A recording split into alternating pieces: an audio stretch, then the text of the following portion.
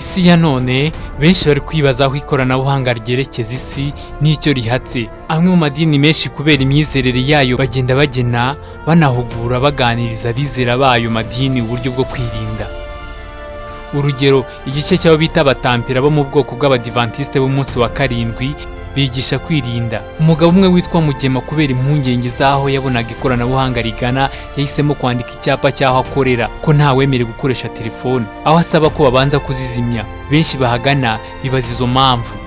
Mu magambo ye ati, telefone biri gushakisha umunara mu isanzure waba uri hafi. Ati, muribaza telefone zose ziri hano zishakisha umunara, izo electro zitunyura mu bwonko bwacu burangirika. Ariko ibyo yavugaga kuko byari ukuri, gusa bisa nka wa murimbo w'inkoko, iyo itora ikihanagura umunwa kongera ukawukoza hasi. Kuko aho tugenda, mu mazu dukoreramo, aho tuba turi hose, izo electromagnetic wave cyangwa se network zibasha kunyuramo ko ziri hanze mu isanzure hose. Inzobere nyinshi ku isi zamaze kwibaza kuri iki kibazo, zamaze kugira icyo zibivugaho. Umwanditsi w'umunya-Israel Yuval Noah Harari avuga ko abatuye isi bakeneye ubwirinzi antivirus zirinda ubwonko kwinjirwa, to be hacked. Isi iri mu muvuduko w'iterambere rifite ipfundo ku ikoranabuhanga. Umwanditsi ndetse akaba n'inzobere mu bijyanye n'amateka Yuval Noah Harari ukomoka mu gihugu cya Israel, mu nyandiko aheruka kugaragaza yavuze ko isi ubigeze mu gihe gitangaje kandi giteye amatsiko, kuko ngo birashoboka kumenya amakuru y'isi yose utavuye aho uri. Yungamo ko ubu bikabije ari ubwonko bwa muntu mu minsi mike bushobora kuzajya bwinjirirwa. Uyu munsi wa none umuntu utuye i Kigali biroroshye kumenya ko mu Bushinwa bimeze, cyangwa akamenya amakuru y'umuntu uri muri Amerika ku gihe. Zimwe mu mpungenge uyu mugabo yatangaje yavuze ko ubu byoroshye kuba leta y'igihugu runaka cyangwa ikigo runaka byabasha gukura amakuru mu baturage babo mu buryo bworoshye, kandi bigafata amakuru yizewe bitewe n'ikoranabuhanga.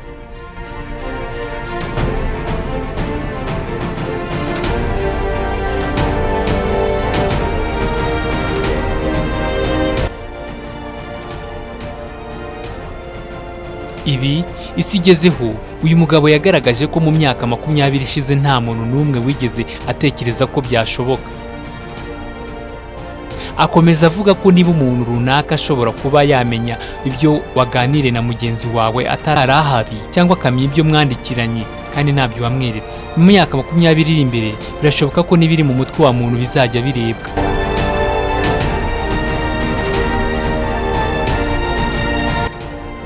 Yuval Noah Harari yagize ati, ibaze niba umuntu wicaye mu Bushinwa, mu Bwongereza cyangwa i Washington amenya ibyo uri muri Brazil ari gukora. Iki kibazo buri wese ku isi yakabaye akibaza. Gusa ibi ni uko isi iri mu muvuduko urangajwe imbere n'ikoranabuhanga ridasanzwe. Benshi mu basesenguzi bemeza ko ikoranabuhanga ritera imbere ari nako abantu barushaho kujya mu nzira njyabujiji, bitewe n'uburyo ibintu bisigaye byoroshye, aho umuntu umwe yubaka igikoresho cy'ikoranabuhanga kigakoreshwa abantu n'ibihumbi n'ibindi.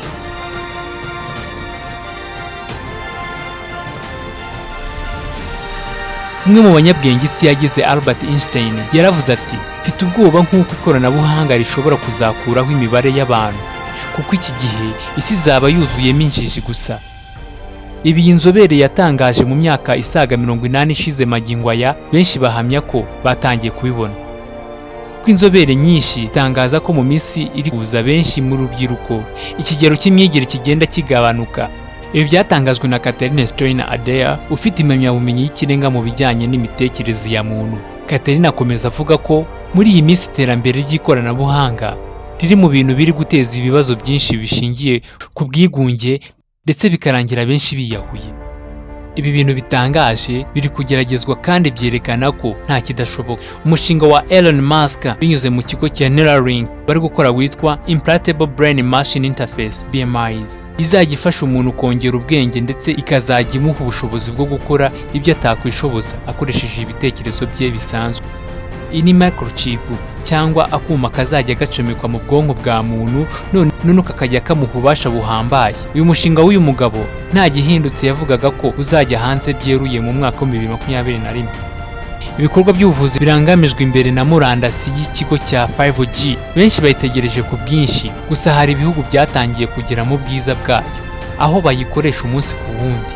Iyi murandasi izajya ikoreshwa mu kuvura umuntu bidasabye kumukoraho, ariko nubwo ibi byakorwaga hari imbogamizi zabagamo, ndetse benshi bavuga ko iyi murandasi izaza ari igisubizo kuri byinshi. Imishinga y'umukire nyiri ikigo cya Facebook Inc.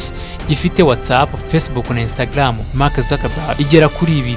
Harimo uwo kuzajya umuntu avuga ibintu bikiyandika muri mudasobwa ye, ndetse n'undi wisumbuyeho kuzajya utekereza ibintu bigahita byiyandika muri mudasobwa yawe ukimara kubitekereza gusa.